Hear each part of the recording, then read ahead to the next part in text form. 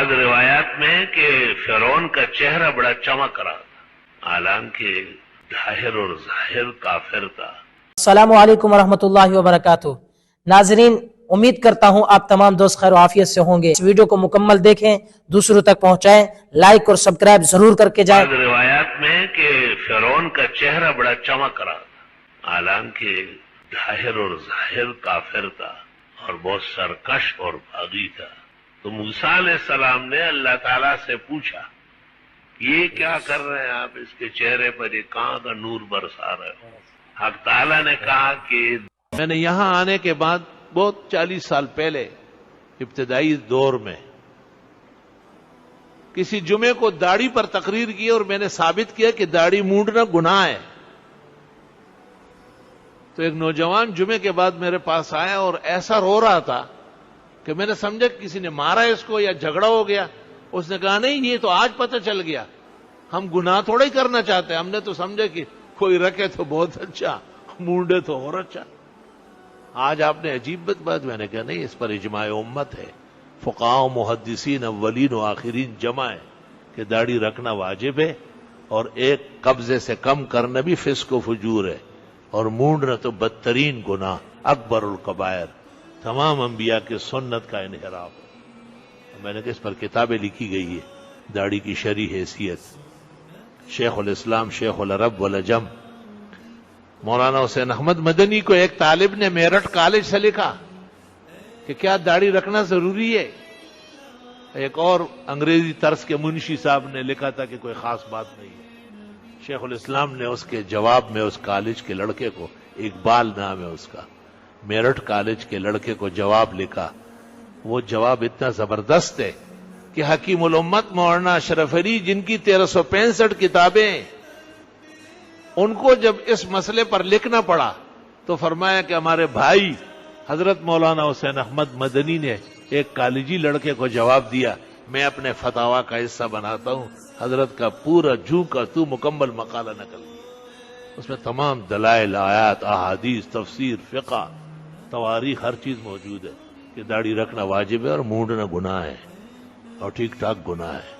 تو حیرت کی بات ہے کہ وہ نوجوان مجھے کہتا تھا اس کے گناہ آپ لوگوں پر ہے، آپ لوگ ممبر پر۔ میں نے اس کے بعد اہتمام کیا کہ ایک اہم موقع پر مہینہ 2 مہینے میں ضرور اعلان کرتا ہوں کہ اے مسلمانوں، داڑھی رکھا کرو، پیغمبر کا حکم آیا ہے وَاعْفُوا اللُّحَىٰ، اور اس کا کوئی مقابلے میں قرینہ النافیہ موجود نہیں ہے، اس لیے الامر للوجوب ما لم تقم قرینہ علی خلافی۔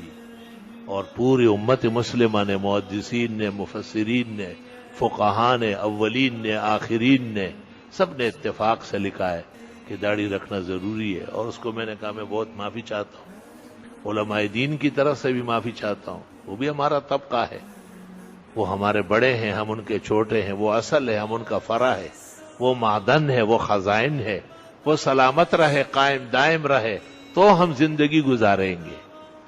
جب میں نے اس طرح تو وہ کچھ خوش ہوا، اور میں جانتا ہوں اس کو، اب بھی وہ موجود ہے الحمدللہ۔ جہاں جاتے ہم تیرے فسانہ چھیڑ دیتے۔ اللہ تعالیٰ نے داڑھی کو عجیب وجاہت دی، عجیب شان دی۔ اور آخری بات یہ کہ حضرت صلی اللہ علیہ وسلم کی خدمت میں بالکل آخری ایام میں مرض الوفات سے پہلے ایران سے ایک وفد آیا تھا، بڑے بڑے مونچھے اور داڑیاں غائب۔ آپ نے پوچھا یہ تم نے کیا؟ اس وقت تک آپ نے کسی داڑھی مونڈے کو نہیں دیکھا تھا۔ علماء لکھتے ہیں، تاریخ الخمیس میں یہ واقعہ موجود ہے، تاریخ الخمیس۔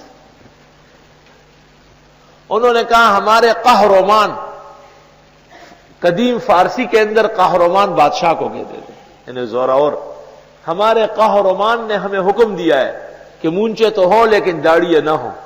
آپ نے فرمایا قہرمان پر خدا کی لعنت ہو، میرے رب نے مجھے حکم دیا ہے کہ داڑھی بڑھاؤ اور مونچے کم کر دو۔ اور یہ کہہ کر آپ نے چہرہ انور موڑ لیا۔ حضرت علی رضی اللہ تعالیٰ عنہ اور دوسرے صحابہ نے ان کو گریبان سے پکڑ کے مسجد نبوی سے باہر نکالا کہ باہر نکلو، حضرت تمہیں دیکھ نہیں سکتے۔ ویسے ایک بات ادب کے ساتھ عرض کرتا ہوں، مجھے جواب بھی دو اس کا۔ جس جگہ گناہ ہوتا ہو اس جگہ کو دیکھنا جائز ہے؟ جس سرزمین پر اور جس جگہ گناہ کا فعل جاری ہو، موجود ہو، آپ اسے آنکھیں کھول کھول کے دیکھیں، یہ جائز ہوگا؟ تو میں آپ سے پوچھتا ہوں، داڑھی مونڈے کے چہرے کو دیکھنا کیسا ہے جس پر ہم وقت معصیت جاری ہو ساری؟ یہ باتیں میں اس لیے عرض کرتا ہوں تاکہ وہ ٹھنڈے دل سے سوچے اور وہ جائزہ لے کہ موت کی تو کوئی گھڑی معلوم نہیں ہے، خدا تعالی کی طرف سے کہیں ایسا مقدر نہ ہو کہ یہ داڑھی منڈا کے گھر سے نکلا اور راستے میں مرا۔ باہر شرح کنز میں اور دیگر معتبرات میں ہے، من ترک سنتی لم تنلہ شفاعتی، جس نے قصدن میری سنت ترک کر لی میری شفاعت کا مستحق نہیں ہے، وہ شفاعت کا مستحق نہیں ہے۔ اور باتیں تو چھوڑے آپ، اس لیے ہماری دعا ہے اور ان کے لیے بھی یہ تعلیم ہے کہ وہ اللہ سے دعا ضرور کر لیں۔ کفر چھوٹتا ہے، شرک چھوٹتا ہے، بدعت چھوٹتی ہے، سارے گناہ چھوٹ جاتے ہیں، یہ بھی چھوٹ جائے گا، ایمان میں قوت آ جائے گی انشاءاللہ تعالی۔ بعض روایات میں کہ فرعون کا چہرہ بڑا چمک رہا تھا، حالانکہ ظاہر اور ظاہر کافر تھا اور بہت سرکش اور باغی تھا۔ تو موسیٰ علیہ السلام نے اللہ تعالیٰ سے پوچھا، یہ کیا کر رہے ہیں آپ؟ اس کے چہرے پر یہ کہاں کا نور برسا رہے ہو؟ حق تعالیٰ نے کہا کہ داڑھی کی بہت زیادہ خدمت کرتا تھا۔ اس زمانے کے فرعون کی بھی داڑھی تھی، اور آج کل کوچا خانوں کی داڑھی ہے نہیں، کوچا خانہ کوچا گل، ان کو داڑھی کے بغیر اسلام پورا ٹھیک ہے۔ اور ہر جمعے کو داڑھی صاف ستھری کرتا تھا، تیل ڈالتا تھا، کنگھی کرتا تھا۔ یہ بھی پتہ چلا کہ جمعے کی تعطیل اور مذہبی حیثیت تمام شرائع میں مسلم رہی ہے۔ لا الہ الا اللہ وحدہ لا شریک لہ۔ بہرحال اس زمانے میں سب کی داڑھی ہوتی تھی، مرد کی نشانی ہے کہ اس کا چہرہ داڑھی سے آراستہ پیراستہ ہو۔ اس سے یہ بات بھی معلوم ہوئی کہ خالی چند بال، جیسے کسی سے بلیڈ گم ہوا ہو یا کھینچی بیوی نے چرائی ہو اور اس کے چہرے پر وہ ساڑ کڑی ہو، ساڑ گندی گھاس، یہ داڑھی نہیں ہے، تو ایسے داڑھی کی نقل اتارتا ہے۔ داڑھی تو داڑھی کی طرح ہوگی۔ فقہا کہتے ایک مشت ہو، ایک قبضہ، اور اس سے کم کرنا قصدن ناجائز لکھا ہے، اور بالکل موڑنے کو تو بہت سخت الفاظ لکھے، کل مغاربہ و مخنثۃ الرجال۔